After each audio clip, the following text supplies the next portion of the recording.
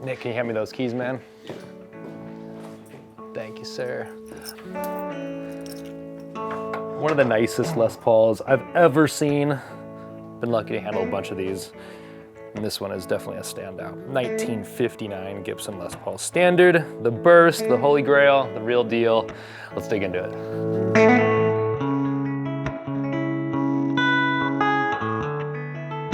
So the guy that I got this from, super particular, meticulous, knowledgeable guy. He's been in the music business.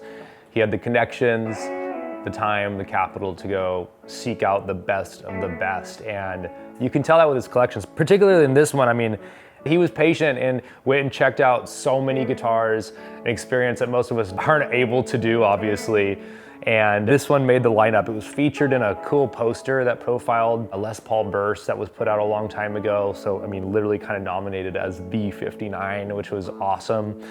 And he bought these as investment. He's a player, but really he knew that these were special and he wanted to get every single year, no question, no story kind of deal, absolutely authentic.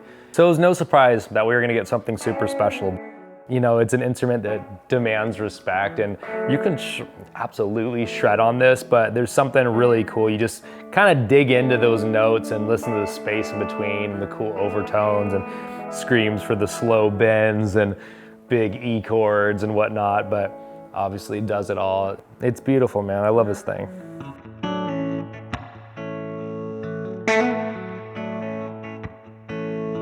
All right, I'm probably dating myself, but I was born 2 years after this guitar was made, so you do the math. As a young kid, I didn't know anything about rock and roll or guitars or anything like that, but as time went on, I started to listen to a lot of different music. Things like Led Zeppelin, the Rolling Stones, the Beatles, you name it, all of the good stuff. Before I even started playing guitar, I started collecting posters, and one poster that I had was of Jimmy Page in this black dragon outfit playing a beautiful, beautiful guitar that I didn't know what it was.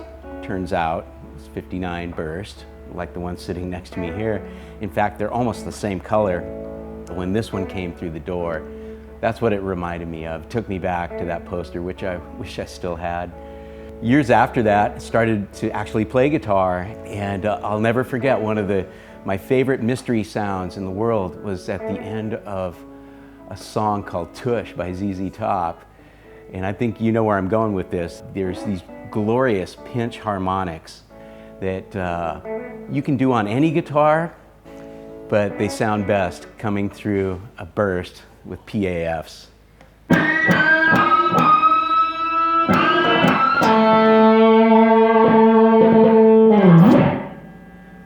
That's what I'm talking about.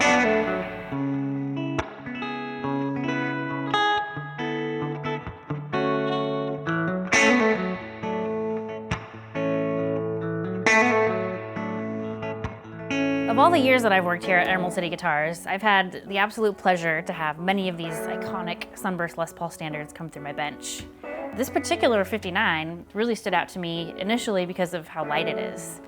From my experience, I would say that they average around 8.5 pounds. This particular one comes in just north of 8 pounds. 8 pounds, 2 ounces to be exact, which is pretty awesome. With that light weight and the old woods that have been melded together for 60 plus years, you can really feel and hear that sustain and that resonance that you can't replicate on a modern guitar. Gibson really kind of had that perfect cross point where they had what a lot of people would consider the ideal neck profile.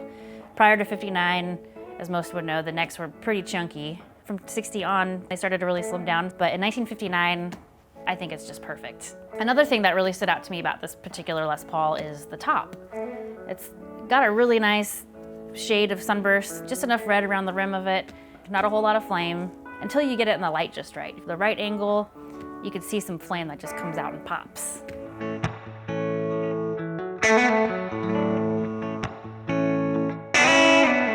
And there's just something I love about a non-faded burst. You know, just looking at this guitar, you may be tempted to think maybe it's a late 59 or a 60 because of the color around the burst, when actually it's the exact opposite. This guitar is a very early 59. Actually, the pot codes date to the 44th week, I believe, of 1958. So this is a full-blooded 59 that just hasn't been exposed to that much UV. So why is it that these bursts fade like they do? Now, it's pretty common knowledge that the dyes used around these bursts in this era changed quite a bit in recipe and in color fastness over the years. So of course in this era, the 1959s are the most prone to fading. We know that, we love that. 1958s tend to be a little bit more resilient, and the 60s, of course, being more resilient still. Something about bursts fading that not a lot of people know is that red as a color, regardless of the dye's composition, is just more predisposed to fading than other colors. Red on the spectrum of visible light is the lowest energy. It has the longest wavelength. So when light shines down on a burst, specifically around the edges where it's red, what happens is that the red light, the low energy red light, is reflected back into our eyes, and the higher energy blues and greens and basically the rest of the UV spectrum is absorbed into that dye. Now, these higher energy lights tend to degrade the dye much, much quicker than the low energy red, which is why these are very, very prone to fading, and why to see a 59 with this much color gradient around the edge is just a tremendous treat.